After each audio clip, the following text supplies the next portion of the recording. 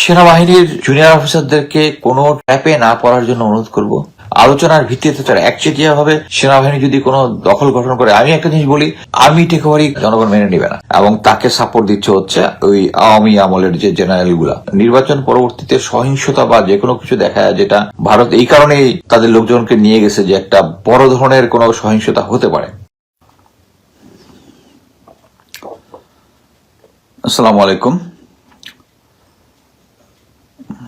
আজকে থেকে আবার আমার কাজ শুরু হবে। জাস্ট এই কারণেই বিজি হয়ে যাওয়ার আগে আমি কিছুদিন আগে যে সমস্ত তথ্য পেয়েছি সেই তথ্যগুলো একসাথে করে, প্লাস আমার কিছু বন্ধু বান্ধবের সাথে এগুলো ডিসকাস করে আমার কাছে মনে হয়েছে যে এ ব্যাপারে আমার প্রেডিকশন বা সম্ভাব্য, এটা কোনো কনক্লুসিভ কোনো কিছু না, আমি জাস্ট কতগুলো তথ্য একসাথে করে সম্ভাব্য কি হতে পারে এই ধরনের একটা জিনিস আলাপ করব। প্রথমে আমি বলবো যে আপনারা জানেন যে বেশ কিছুদিন আগে হঠাৎ করে পুরা সারা বাংলাদেশ থেকে ভারতীয় যারা চাকরি করতেন তারা বিনা নোটিশে, যে যেমন রূপপুরে ওখানে বোধহয় 9 জন ছিল ভারতীয় নাগরিক, তারা চলে গেছে। এর মধ্যে ভারত চেষ্টা করেছে ডিপ্লোম্যাটিক্যালি, তারা বাংলাদেশকে নন ফ্যামিলি স্টেশন, মানে যেটা নর্মালি যুদ্ধ বিধ্বস্ত দেশে যেরকম হয় ওটা করার চেষ্টা করেছে। বাট অন্যান্য আমাদের যে সহযোগী দেশ যারা আছে তাদের ডিপ্লোম্যাটদেরকেও সে কনভিন্স করার চেষ্টা করছিল যে বাংলাদেশে এখন এই বর্তমানে একটা অস্থিতিশীল। এটা এর পাশাপাশি হচ্ছে বাংলাদেশের যে সামনে নির্বাচনটা। আমি একটা জিনিসে কনফার্ম হলাম যে ইলেকশন কমিশন সেনাবাহিনীর চেয়েছিল 40 থেকে 50,000, আমার কাছে বলেছে 40,000, বাট 40,000 আমার কাছে খুব কম মনে হয়েছে। এর আগে ইলেকশনে এর আগে যে ইলেকশনটা যেটা হয়েছিল ওটাতেই অনেক কম ডেপ্লয়মেন্ট ছিল, আমি যত জানি 30,000 ডেপ্লয়মেন্ট ছিল। সেনাবাহিনী ভলেন্টিয়ার বলেছে, তারা প্রথমে যে কনফারেন্সটা আমার মনে আছে যে ওই কনফারেন্সে বলেছিল যে 1 লাখ সেনাবাহিনী ডিপ্লয় করবে, পরবর্তীতে 1 লাখ ডিপ্লয় করবে। আমার কাছে জিনিসটা একটু খটকা লাগছে যে ইলেকশন কমিশন যদি 40 বা 50,000 চায়, সেনাবাহিনী ভলেন্টিয়ার দিচ্ছে, আর সেই সেনাবাহিনীর প্রধান হচ্ছে জেনারেল ওয়াকার, যে কিনা আওয়ামী লীগকে ফেরত আনতে চায়, যে কিনা বিএনপির সাথে যাদের একটা আন্ডারস্ট্যান্ডিং হয়েছে, এই ধরনের ভিজুয়াল অনেক প্রমাণ আমি এর আগেই বলেছি, এটা নিয়ে আর এখন ডিসকাস করব না। এরকম একটা পরিস্থিতিতে কেন উনি ভলেন্টিয়ার, এখন শুনতেছি 1 লাখের মতো লোক ডিপ্লয় হবে সারা বাংলাদেশে। এট দ্য সেম টাইম আমি দেখতেছি উনি বিভিন্ন জায়গায় বক্তৃতা বিবৃতি দিচ্ছেন যে সেনাবাহিনী একটা ভালো ইলেকশন করবে, যেটা স্বাগত জানায়, যে সেনাবাহিনী একটা ভালো ক্রেডিয়েবল নিরপেক্ষ ভূমিকা পালন করবে, is good. At the same time যারা লেফটেন্যান্ট কর্নেল মেজর যারা বিভিন্ন জায়গায় ডিপ্লয় হয়েছে সারা বাংলাদেশে, আমি বেশ কিছু ভিডিও দেখেছি, ওখানে তারা স্থানীয় জনগণের সাথে খুব প্রেজুডিস ছাড়া একদম ক্লিন মাইন্ডে কথা বলতেছে যে তারা একটা নিরপেক্ষ নির্বাচন করবে এবং সবাইকে আহ্বান জানাচ্ছে আপনারা ভোট দিতে আসেন। ওকে, দ্যাটস ফাইন। এখন আসি এর সাথে যে আমি এর আগের ভিডিওতে বলেছিলাম যে সরকার লেফটেন্যান্ট জেনারেল মিজানুর রহমান শামীম এবং লেফটেন্যান্ট জেনারেল শাহিনের রিটায়ারমেন্টের প্রেক্ষিতে 2 জন লেফটেন্যান্ট জেনারেলের নাম প্রপোজ করেছে মেজর জেনারেল। একজন হচ্ছে মেজর জেনারেল মুশফিক 24 ডিভির, আরেকজন হচ্ছে 10 ডিভিশনের মেজর জেনারেল মিনহাজ 25 লং কোর্সের যে commando officer, very good, both are very good officer. এই 2 জনের নাম পাঠানো হয়েছে, তাও অলরেডি তো 12-13 দিন হয়ে যাওয়ার কথা। এর মধ্যে মেজর জেনারেল মুশফিককে লেফটেন্যান্ট জেনারেল প্রমোশন অ্যাপ্রুভড এবং তাকে চিফ অফ জেনারেল স্টাফ বানানোর জন্য সরকার থেকে প্রপোজাল পাঠিয়েছে, এবং এই প্রপোজাল জেনারেল ওয়াকার কার্যকর করতেছে না। আমার অ্যাকচুয়ালি ডাউটটা এখানেই যে উনি প্রচার করতেছে সেনাবাহিনী একটা ফ্রি অ্যান্ড ফেয়ার ইলেকশন করবে, অ্যাট দ্য সেম টাইম গ্রাউন্ডেও তাই হচ্ছে। এটা যদি হয় তাহলে সিজিএস, আচ্ছা, জেনারেল ওয়াকার কাকে সিজিএস চাচ্ছে? Major general Mainur, lieutenant general Mainur, GOC ARTDOC. Mainur এবং মুশফিক দুজনই আমার কোর্সমেট। মুশফিক মুশফিককে যদি সরকার চায়, এখানে মানে জেনারেল ওয়াকার একটা হার্ড লাইনে গিয়েছে সরকারের এগেনস্টে। আমি আগেই বলেছি যে সরকার দুইটা প্যারালাল চলতেছে, একটা জেনারেল ওয়াকারের সরকার আর একটা হচ্ছে প্রফেসর ইউনূসের সরকার। সো এইটাতে এত হার্ড লাইন কেন দিচ্ছে, এটা আমাকে অ্যাকচুয়ালি প্রচন্ড মানে অ্যাংজাইটির মধ্যে রাখছে। এটার মধ্যে কারণটা কি আমরা জানি যে এর আগে একটা ইউএন রিলেটেড একটা কনফারেন্সে জেনারেল ওয়াকারে যাওয়ার কথা ছিল। এটা নিয়ে নির্বাচনের আগে জেনারেল ওয়াকার যেন না যায়, এটা নিয়ে আমরা খুব হল্লা মাচিয়েছিলাম, যার প্রেক্ষিতে এই লেফটেন্যান্ট জেনারেল মাইনুল গিয়েছিল ইন্ডিয়াতে যাওয়ার পরে ওখান থেকে আসার পরে প্রি নির্বাচন একটা প্রেস কনফারেন্সে, যেটা মিলিটারি অপারেশনস ডাইরেক্টর এবং সিজিএস এর কাজ, সিজিএস তখন হাজির ছিলেন, বাট এই ব্রিফিংটা দিয়েছে লেফটেন্যান্ট জেনারেল মাইনুল। এবং মানে আমি অ্যাজিউম করতেছি যে লেফটেন্যান্ট জেনারেল মাইনুরকেই সিজিএস হিসেবে থাকতে হবে। এটার হার্ডলাইনে যাওয়ার একটাই কারণ হতে পারে, if you have a bad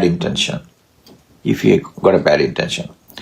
আমি মুশফিককে চিনি, মাইনুরকেও চিনি। Mainur is a loyal soldier, loyal to general Waker, আর মুশফিক হচ্ছে সিরাতুল মুস্তাকিম, সোজা রাস্তায়। সো একজন সিরাতুল মুস্তাকিম টাইপের অফিসার, আমি এর আগে বলেছি যে মুশফিক অ্যাকচুয়ালি আওয়ামী লীগ আগে প্রমোশন পাওয়ারই কথা না, একই করছে জিয়াউল হাসানের মতো একটা, ওই যেটা জেনারেল ইকবাল করিম বুঝে বলছে মাথার মধ্যে ইট পাথর, কিছু বোঝানো যায় না। তো ওইরকম একটা অফিসারকে জেনারেল বানাচ্ছে। মুশফিকের মতো একজন সব জায়গায় আউটস্ট্যান্ডিং রেজাল্ট করা একটা অফিসার কে হবে না, এটা হইতে পারে, এই জন্যই তাকে দেওয়া হয়েছে। বাট এখানে সিজিএস দিলে কি সমস্যা, তখন আমার কাছে মনে হচ্ছে যে এটা নিয়ে ফার্দার ইনভেস্টিগেট করা উচিত, যে ভারতের এরা কেন চলে গেল, ভারতের সাথে যে জেনারেল ওয়াকারের একটা কানেকশন আছে, এটা ভারতীয় সেনাপ্রধান বেশ কয়েকবার বলেছেন। তারপরে আমরা দেখেছি যে 5 জন জেনারেল ইন্ডিয়াতে পালিয়ে গেছে, এর মধ্যে মেজর জেনারেল কবির, সে আবার গিয়ে রেকি করে আসছে, মানে চাকরিতে থাকা অবস্থায় ইন্ডিয়াতে গিয়ে কোথায় থাকবে না রেকি করে আসছে, করে আবার তিনি চলে গেছেন। এবং আমি আগেও বলেছিলাম যে এই জেনারেল কবিরই অ্যাকচুয়ালি জেনারেল ওয়াকারের এগেনস্টে যে হিউম্যান রাইটস ভায়োলেশন যে ইয়াটা হচ্ছে আদালতে, ওখানে সাক্ষী দিয়েছে। সো এই সাক্ষী দেওয়ার কারণেই তাকে ভারতে পালিয়ে দেওয়া হচ্ছে। আবার মনে করেন যে আমি সেনাবাহিনীর ভাবমূর্তি ক্ষুণ্ণ করতেছে, আমার রিটায়ারমেন্ট বেনিফিট অফ করছে, কিন্তু ওই 5 জন জেনারেল রিটায়ারমেন্ট বেনিফিট ঠিক আছে, তারা বাংলাদেশের সাথে বেইমানি করেছে, দেশদ্রোহিতা করেছে, কিন্তু সেনাবাহিনীর ভাবমূর্তি ক্ষুণ্ণ করেনি। এটা হচ্ছে জেনারেল ওয়াকারের আর কি। সো এইটার কারণ কি? এবং এর মধ্যে আমরা অনেক ইন্টেলিজেন্স রিপোর্ট দেখেছি আমার দেশের থেকে শুরু করে অনেকের, যে ভারত এই নির্বাচনটাকে ঘিরে কোনো একটা সহিংসতা করবে। এটা নির্বাচনের সময় হইতে পারে, নির্বাচন পরবর্তী হইতে পারে। এবং এটার সাথে এখানে সবচেয়ে দুঃখজনক যেটাই, সেটা হচ্ছে যারা এই ধ্বংসাত্মক কাজগুলো করবে তারা আমাদের দেশেরই লোক। মানে তারা গত 15 বছরে আমাদের ভিতরে এমন ভাবে ঢুকিয়ে দিয়েছে, আমাদের জেনারেলদেরকে কিনে নিয়েছে। ওই জেনারেল ইকবাল করিম ভুইয়া কিন্তু বলেছেন যে কি বলে, শেখ হাসিনার জন্য প্রফেশনাল অফিসার থেকে মানে যারা করাপশন করছে এবং লয়াল অফিসার, এরা তাদের জন্য সেফ, তার জন্য সেফ। জেনারেল ইকবাল করিম আরেকটা জিনিস বলেছে যে ডিজিএফআই এর অফিসের মধ্যে রয়ের অফিস ছিল, ডিজিএফআই এর অফিসে রয়ের অফিস ছিল সেনাপ্রধান হিসেবে আপনি জেনেছেন। জানার পরে আপনি বিএমএ তে শপথ করেছেন, যে দেশের বিরুদ্ধে সার্বভৌমত্ব রক্ষা করার জন্য আপনি জীবন দিতে প্রস্তুত। আপনার জীবন দেওয়া লাগতো না, আপনি যদি না পারতেন শুধু জাস্ট খালি রিজাইন করতেন, এই কজে রিজাইন করতেন, জীবন দেওয়ার দরকার নাই। আপনি একটা প্রতিবাদ করতে চান, আপনি জানেন যে আওয়ামী লীগের নেগেটিভ প্রতিবাদ করা ডিফিকাল্ট, বাট এই সেন্সিবল কাজটা করতে পারতেন, যে রিটায়ারমেন্ট। এর মধ্যে আবার আমার কয়েকজন বন্ধু বান্ধব আবার আমাকে করেছেন যে আপনিও তো ম্যাডাম খালেদা জিয়ার বাড়ির ওখানে কিছু করতে পারেন না। এটা বুঝতে হবে, আই ওয়াজ এ মেজর, যার ওখানে কোনো ছিল অবজারভার হিসাবে। ওইটা একটা আদালতের আদেশ ছিল, স্টেশন হেডকোয়ার্টার কাজ করতেছিল, আমি অবজারভার হিসেবে গেছি। আমার দ্বারা কি ওখানে গিয়ে সম্ভব? এটা একটা, আর আমি ডিনাই করতে পারবো আমাকে যদি কেউ আনলফুল কমান্ড দেয়? That was not unlawful command. এবং আমি এটার ছিলাম, আমি অবজারভার হিসেবে ছিলাম। তো এটার সাথে এটা মিলাইলে হবে না। আমার পরিচয় যে মেজর একজন জেনারেল, যিনি সেনাপ্রধান, উনি এটা করতে পারেন না। এনিওয়ে, আমি ইয়াতে আসি যে আমাদের ভিতরে এত লোকজন ঢুকে গেছে এবং হাদি হত্যা হচ্ছে এটার বড় প্রমাণ। আপনারা আরেকটা জিনিস দেখেছেন যে এই ইলেকশন কমিশনার কিন্তু প্রধান কিন্তু বলেছিলেন যে হাদির মৃত্যুটা একটা বিচ্ছিন্ন ঘটনা। তারপরে উনি বলেছেন যে কোনো কি বলে কোনো 400 গজের মধ্যে কোনো ফোন যাবে না, এবং এটার প্রতিবাদ হয়। এখন উনি ওনার ডিসিশন চেঞ্জ করেছেন, আলহামদুলিল্লাহ, this is a good thing. যদি হতো তাহলে এটার এগেনস্টে আরো স্ট্রং ইয়া হইতো। তো উনি বুঝে গেছেন যে এই জিনিসটা উনি আর থামাতে পারবেন না। আমার এটাই মনে হয় যে আমাদের পজিশন হবে যেটা হচ্ছে, যে দলকে জনগণ ভোট দিবে তাদেরকে আমরা সাপোর্ট দিব, আমরা জনগণ হিসেবে সাপোর্ট দিব। যে যাকে বিএনপি আসুক, জামাত আসুক, কোনো সমস্যা নাই। কিন্তু আমি আগে থেকে প্রেজুডিউস হয়ে আমি আইন শৃঙ্খলা বাহিনী হয়ে যে পুলিশ যে কাজটা করছে ইনকালাব মঞ্চের, এটা তো বোঝা গেছে যে ইস ওয়েল প্ল্যান্ড একটা সিচুয়েশন করা, প্লাস হচ্ছে ভোটারদেরকে ভয় দেখানো। এই যে সেনাবাহিনী 21 জন বাংলাদেশ টাইমসের ইয়াকে ধরে নিয়ে আসলো, আবার ছেড়ে দিছে, ছেড়ে দেওয়ার পরে আবার আপনাদের কি কোনো অত্যাচার করা হয়েছে, আপনাদের কোনো ইয়ে হয়েছে, খারাপ ব্যবহার করেছে? ভাই, আপনি তো তাদেরকে খারাপ ব্যবহার করা হয় নাই, কিন্তু আপনি যে কাজটা করেছেন কোন আদালতের ইয়া ছাড়া, গ্রেফতারি পরোয়ানা ছাড়া একটা অফিসে ঢুকে তাদের লোকজনকে ধরে নিয়ে আসেন, itself is a threat. Itself is a threat. অন্যান্য সাংবাদিক মাধ্যম যারা আছে তাদের জন্য থ্রেট। আমরা যদি কোনো কিছু করি তাহলেই তো আসবো। আবার একটা জিনিস দেখেন, এই যে 21 জনকে তুলে নিয়ে আসছে, কয়টা মেইন স্ট্রিম মিডিয়া এটা কভার করেছে দেখেন। এটাই হচ্ছে স্ট্রেংথ অফ সোশ্যাল মিডিয়া। যারা বিএনপির ইয়ারা আছে বলে বেড়ান যে সোশ্যাল মিডিয়ার ইম্প্যাক্ট গ্রামে গঞ্জে নাই, এটা 12 তারিখের পরে বোঝা যাবে। বাট আমাদের পয়েন্ট হচ্ছে যে আমরা যে সরকারি আসুক, মানে 12 তারিখে আমরা তাদেরকে পূর্ণ সমর্থন দিব, পূর্ণ সমর্থন। এবং এটা নিয়ে আমি বলেছি যে এখন পর্যন্ত জামাত বিএনপির এগেনস্টে ভোট কারচুপির কথা বলতেছে, বিএনপি জামাতের এগেনস্টে করতেছে। এগুলো আমি বলবো যে নির্বাচন পরবর্তী একটা ইয়ার পরে আরেকটা দলের অপপ্রচার। কিন্তু আমরা অন গ্রাউন্ডে যেটা দেখব ওইটাই বিশ্বাস করব। এই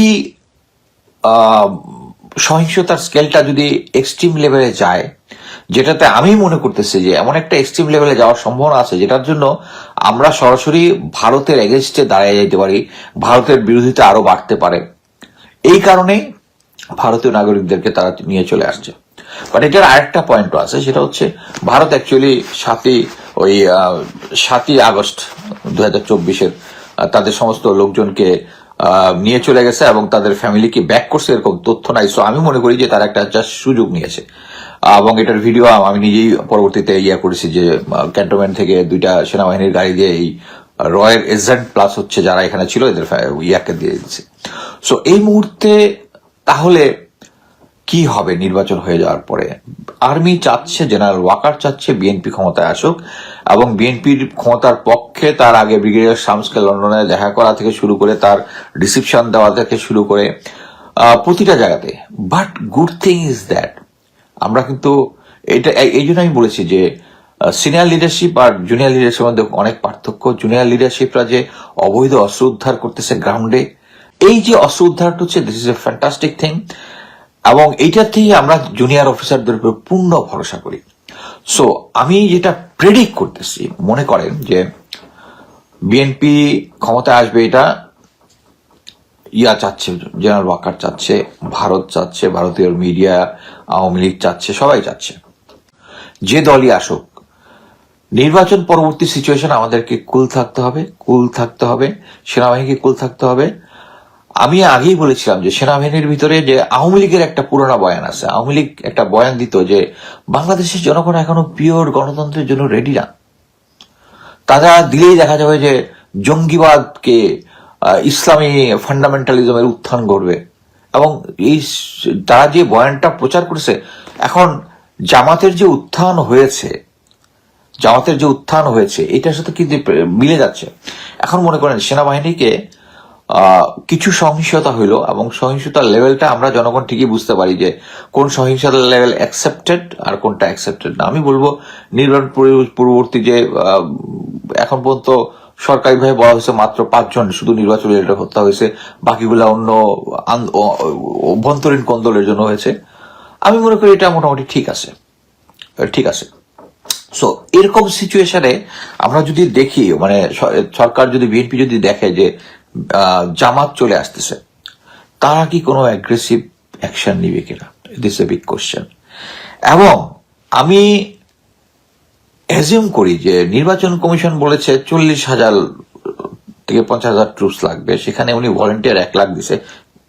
কি কারণে? শুধু নির্বাচনটাকে সহি করার জন্য, নির্বাচনটাকে সুষ্ঠু করার জন্য?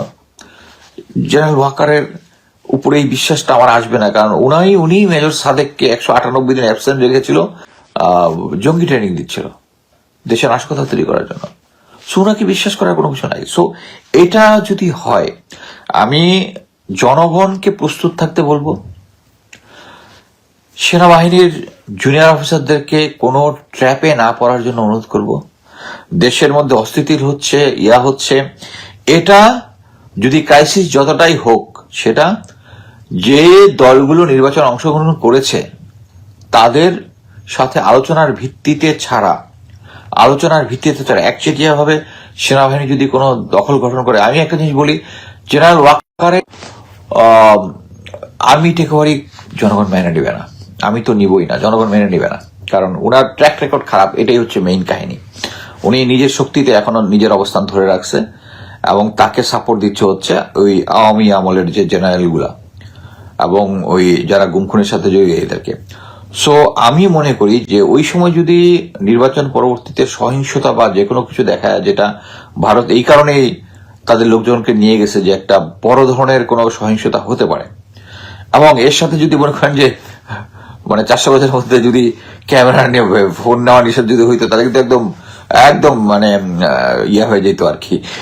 বাট এনিওয়ে, জনগণকে থামাইতে পারবে না। আমি মনে করি যে এর পরবর্তীতে নির্বাচন পরবর্তীতে কোনো সেনাবাহিনী যদি কোনো টেক ওভার করার চেষ্টা করে, এটা আমাদেরকে স্ট্রংলি রেজিস্ট করতে হবে। আমি সেনাবাহিনীর সদস্য যারা আছে, জুনিয়র লেভেলে যারা আছে, তারা এই ধরনের কোনো অযৌক্তিক ভাবে টেক ওভার, যেটা আমাদেরকে জনগণের মুখোমুখি দাঁড়া করিয়ে দিবে। একটা জিনিস বুঝতে হবে যে আমরা ওই যে বিপ্লবটা হয়েছিল, যে পুলিশ যেখানে বলেছিল যে একটা মারে আর একটাই বাকিগুলা যায় না, ওইটার পরে আমরা এই ইনকিলাব মঞ্চের আক্রমণের সময় দেখেছি অ্যাটলিস্ট 2 জনকে দেখেছি যে পুলিশ পিটাচ্ছে আর সে ওগুলাকে কেয়ারই করতেছে না, পিটাগুলা খেয়ে যাচ্ছে। এটা হচ্ছে সেই জেন জি। এবং আমি মনে করি যে যা আমরা অর্জন করেছি 1,500 মানুষের জীবন দিয়ে, এটার ফাইনালি আমার দখল নেওয়ার দিন হচ্ছে 12 তারিখ। আমাদের মতামতের দাম আছে, আমরা যাকে ভোট দিয়ে নির্বাচিত করব, তারাই আমাদেরকে শাসন করবে। এইটাই আমাদের হচ্ছে মূল ভিত্তি। সো এটার বিরুদ্ধে যারা করবে, জনগণ আমি মনে করি এটা থামিয়ে দিবে, এবং সেনাবাহিনীর উচিত হবে না জনগণের মুখোমুখি দাঁড়া করাতে, কারণ রক্ত দেওয়ার একটা অভ্যাস হয়ে গেছে তাদেরকে, এই জেনজি যারা আছে। সো আমি আশা করি আপনারা সবাই ভোট দিতে যান, নিজের পছন্দ মতো ভোট দেন, বাট হা ভোটটা যে মার্কাতেই দেন, হা ভোটটা দিয়েন, না ভোট দিয়েন না। আমরা পরিবর্তন চাই। আর হচ্ছে যে কোনো ধরনের ষড়যন্ত্রকে মোকাবেলা করার জন্য আমাদেরকে 12 তারিখে প্রস্তুত থাকতে হবে সবাইকে, যাতে আমাদের এই ভোটের অধিকার কোনো উসিলা, কোনো ভারতের কোনো ষড়যন্ত্র এবং ষড়যন্ত্র যারা আছে তারা যে এখনো আমাদের সরকারি বাহিনীগুলোর মধ্যে আছে, এটার জ্বলন্ত প্রমাণ হচ্ছে হাদি মারার পরে তাকে বিদেশে পালিয়ে যেতে সাহায্য করেছে, বা যদি দেশে থেকেও থাকে তাদেরকে লুকিয়ে রাখা হয়েছে, এতে কোনো ডাউট নেই। সো সবাইকে অভিনন্দন জানাচ্ছি, সামনে জেনজিকে স্পেশালি, যে তাদের এই আত্মত্যাগের জন্যই আমরা এখন ভোট দিতে পারছি। আলহামদুলিল্লাহ, আমরা 12 তারিখে নিজের পছন্দ মতো প্রার্থীকে ভোট দিব, এবং এই ভোট বানচালের যে কোনো ষড়যন্ত্র আমরা রুখে দিব। আসসালামু আলাইকুম।